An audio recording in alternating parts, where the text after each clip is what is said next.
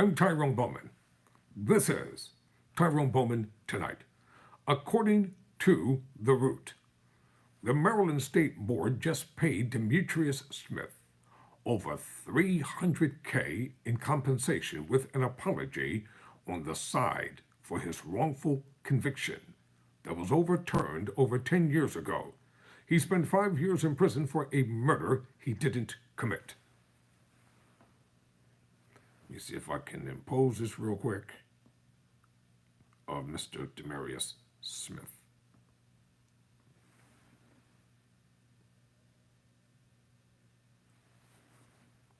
And people are trying to tell me that these things don't happen. They happen every day. In 2008, Smith was arrested for a murder, with the only evidence being a witness testimony from a person who turned out to not even be at the scene of the killing, said Governor Wes Moore.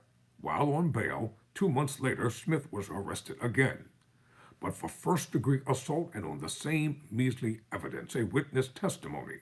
That statement was later recanted, per the governor. However, in 2010, Smith was still found guilty of the charges and sentenced to life in prison with an additional 18 years. Like that's even humanly possible. In 2011, the state attorney's office finally found the guy who actually did the murder, and Smith has his murder charges dropped. Though it took until 2013 for him to challenge the assault charge with an Alfred plea, not admitting guilt but acknowledging there's enough evidence for a conviction in a victory, his sentence was modified to time served and probation per CBS News. Now he's getting a check for the years he spent locked up for someone else's conviction.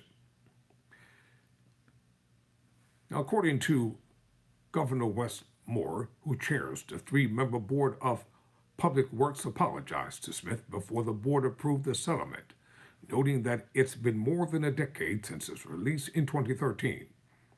Quote, "We're here today more than 10 years after he was released from incarceration, providing Mr. Smith with long overdue justice that he was deprived of, an apology from the state of Maryland that until today he's never received." Close quote. Moore told Smith, who attended the hearing in person, quote, "I am deeply sorry for the fact that our justice system failed you not once, but our justice system failed you twice.